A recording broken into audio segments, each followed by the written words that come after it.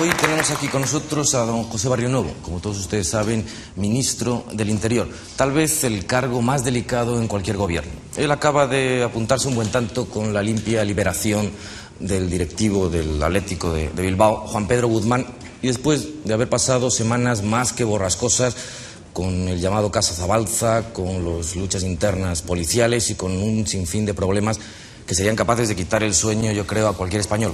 Buenas noches, don José Barrionuevo. Hola, buenas ¿Cómo está usted? Muy bien. ¿Qué tal? Un poco resfriado. Un poco resfriado. Bien. Pero yo quería preguntarle por su salud, efectivamente. ¿Qué tal duerme un ministro del Interior del cambio? Pues normalmente bien, en ocasiones, por desdicha, de una forma intermitente, pero la verdad es que hasta ahora no he perdido el sueño, vamos, y he descansado pues con una cierta normalidad. ¿Es usted un hombre de hierro? No, ¿O toma pastillas? En absoluto. Soy, por supuesto, de carne y hueso, no tomo ninguna pastilla y, no sé, algunas veces he gastado la broma desde que estuve trabajando en el ayuntamiento con el profesor, con don Enrique, que hoy debemos de hacer votos por su restablecimiento, que todos los que estábamos en el ayuntamiento con don Enrique éramos muy tiernos, ¿no? Yo lo sigo siendo, sí. ¿Y cómo vivió usted la liberación del señor Guzmán? Pues la viví con... Ese día sí que despierto. Esa es una de las noches, mejor dicho noches, despierto, porque, claro, yo tenía algunas informaciones antes de que se produjeran los acontecimientos y esperaba con la lógica impaciencia que me fueran informando cómo se producían, porque es evidente que hasta que no se producen las cosas y pasan ciertamente y se ha comprobado que una actuación como esta ha salido bien, pues no se puede estar tranquilo y nunca se tiene la certeza de que pueda salir bien.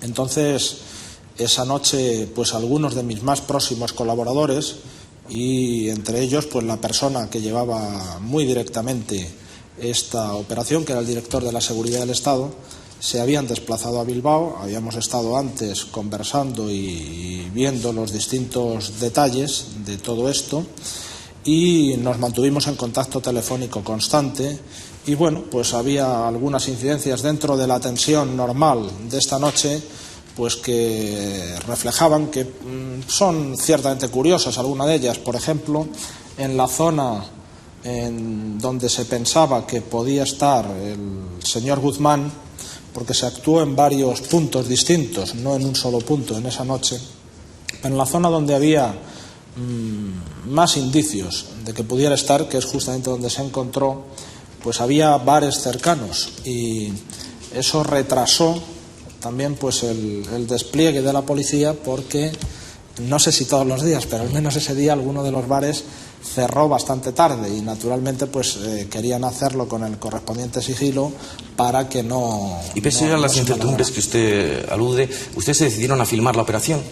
Sí, hubo uno de los policías que actuaba, llevaba un equipo de grabación de sonido y otro pues un equipo de grabación de imagen. Yo creo que tuvieron ocasión de verlo pues casi todos los españoles a través de televisión. ¿Pero fue precisamente por motivos propagandísticos o por qué se decidió a filmar la operación? No, porque normalmente en estas actuaciones de estas unidades especiales, tanto de los GEOs como de la unidad equivalente de la Guardia Civil, de los GUEI, es muy frecuente que se hagan estas grabaciones de sus actuaciones. Ajá. Yo quería preguntarle también una cuestión que está en el candelero, en toda la prensa nacional, y es si es cierto o no que realmente colaboraron los etarras deportados por Francia a países sudamericanos o africanos en el descubrimiento del lugar donde tenían secuestrado al señor Guzmán.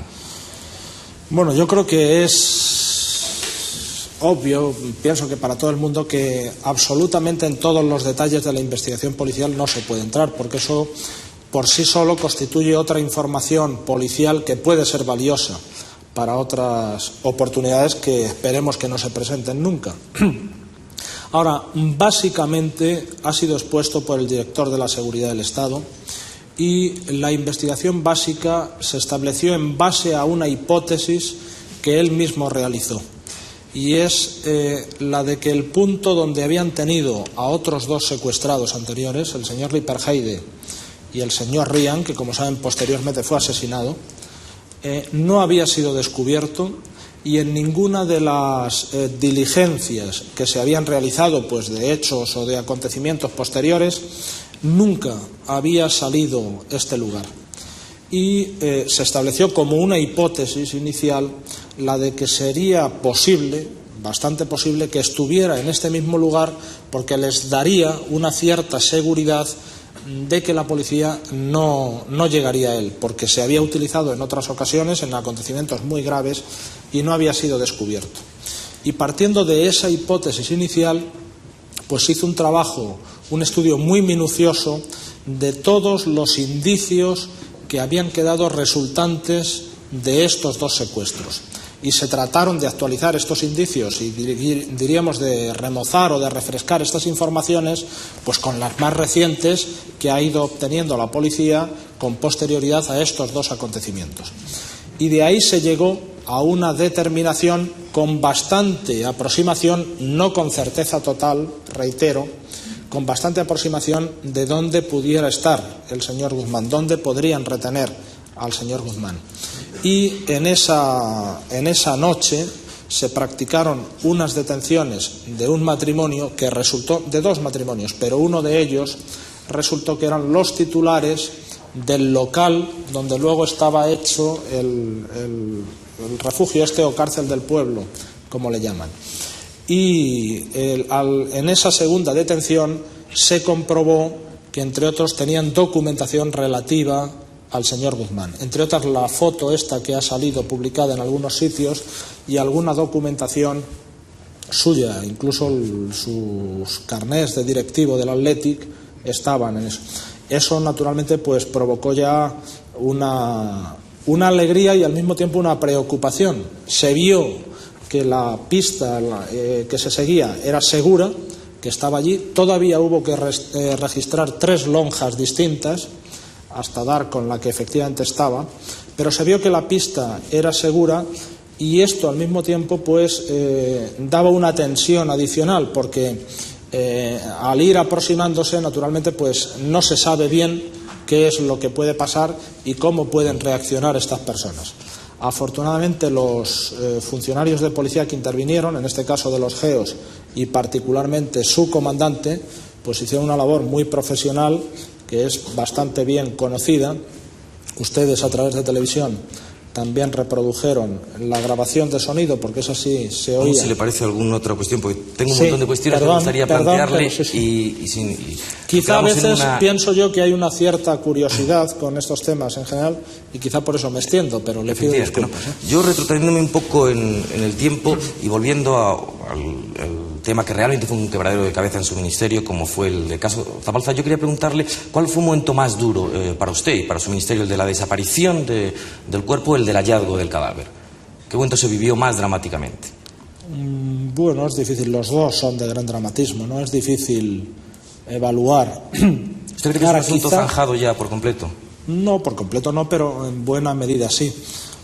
Quizá lo que sí se podría destacar, como me ha hecho usted en la anterior pregunta, es que, como en algunos ambientes o círculos se dijo que por parte de la Administración se había guardado silencio sobre este asunto, la verdad, refrescar un poco cómo desde el primer día que se produce la desaparición, el mismo día, hay una nota informativa del Gobierno Civil de Guipúzcoa. Nota informativa en la que es comprensible. No se repara en mucha medida, aunque sí que la publican los medios de comunicación. Entonces, naturalmente, aunque para algunas otras personas la preocupación comenzara en un momento posterior, para nosotros y para mí singularmente, la preocupación por la suerte que podría haber corrido esta persona empieza desde ese mismo instante. Algunos, pues ya es muchos días con posterioridad a esta fecha cuando empiezan a interesarse o activarse, pero nuestra preocupación es plena desde ese momento, ¿no? Y en cuanto al resultado o a la terminación de este asunto, pues naturalmente depende de la autoridad judicial, que es la que lleva el procedimiento correspondiente, y a esa hay que remitirse. Se han practicado una serie de pruebas y diligencias. El mismo juez que lleve el caso pues verá si son suficientes o si requiere unas nuevas y establecerá o tomará la decisión que corresponda, pero naturalmente es a la justicia quien corresponde tomar las decisiones. Usted ha declarado varias veces su predilección por la Guardia Civil, ¿no? ¿Qué pasa con la policía? ¿Es que es un cuerpo más exigente que el de la Guardia Civil? No exactamente. Yo la verdad es que no tengo predilecciones en ese punto, es lo que he dicho. Lo que sucede es que muchas veces se hace una pregunta directa sobre la Guardia Civil y yo contesto, y automáticamente no se hace una pregunta similar o en paralelo sobre los otros cuerpos. La verdad es que yo no tengo... Se la brindo yo ahora, ¿no? Quería saber también un poco cómo estaban los contactos con los representantes vascos en lo que se refiere a la ley de policía, ¿no? Decirle en este punto que no hay preferencias, como es lógico, que no puede haberlas, y lo que sí sucede es que me gusta, naturalmente puedo cometer errores o equivocaciones, pues tratar con justicia las actuaciones de cada cual, sean miembros de la policía o sean miembros de la Guardia Civil. En este caso concreto que estábamos comentando hasta ahora, la actuación es una investigación en su base que lleva la policía y que luego ejecuta pues el cuerpo de policía uniformada que hay en nuestro país, que es la Policía Nacional. Es una actuación brillantísima, por supuesto, pues hay que destacarla. Coincide con otra actuación muy brillante en el tiempo que se produce justo un año antes, que también realiza la policía. Y ha sido destacado y merece la pena destacarlo. Y yo lo he hecho y lo reitero en este momento. Y en otra ocasión, pues pasa que las actuaciones son de la Guardia Civil. Y ahí puede haber actuaciones defectuosas de unos y de otros, o equivocadas, o erróneas, o de cualquier tipo irregular. Perdón. No. Vamos a otra cuestión. ¿Le preocupa a usted o no le preocupa en absoluto que su gestión parece, o se airee en la prensa, que sea más comprendida por las huestes parlamentarias de Fraga que por sus propios compañeros? Bueno, yo creo que eso tampoco es exacto. Es verdad que se pone el acento en que hay aspectos de mi gestión o algunas actuaciones concretas que han sido apoyadas por el grupo principal de la oposición. A mí eso no me parece malo, me parece, por otra parte, que en una gestión, pues diríamos, normal, en un área como esta, pues es bueno el que haya un cierto consenso de las fuerzas políticas principales de nuestro país.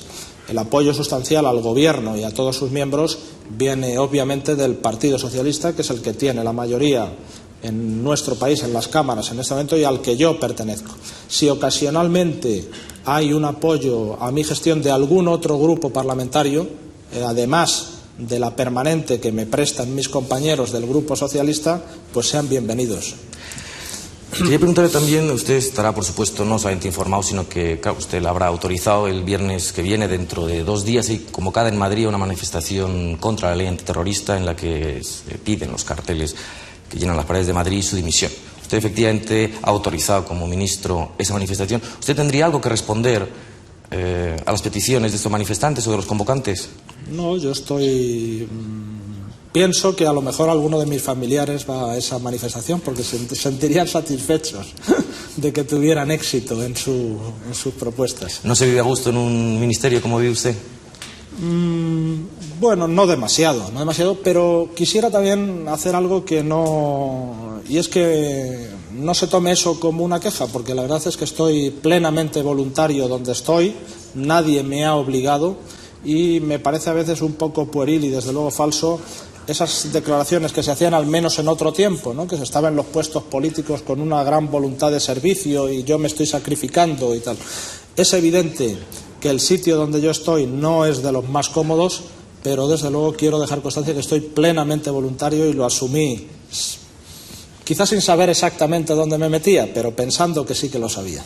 Pues muchas gracias, señor ministro. Yo sé que tiene usted compromisos ineludibles que no le van a permitir estar con nosotros hasta el final del programa, como era su deseo. De todas formas, sí le ruego, por favor, que espere un poquitín antes de marcharse, porque va a estar con nosotros el fiscal Estrasera, y sí me gustaría comentar algunas cosas con ustedes dos. Sí, es una satisfacción para mí, por otra parte, escuchar al fiscal Estrasera. Así que...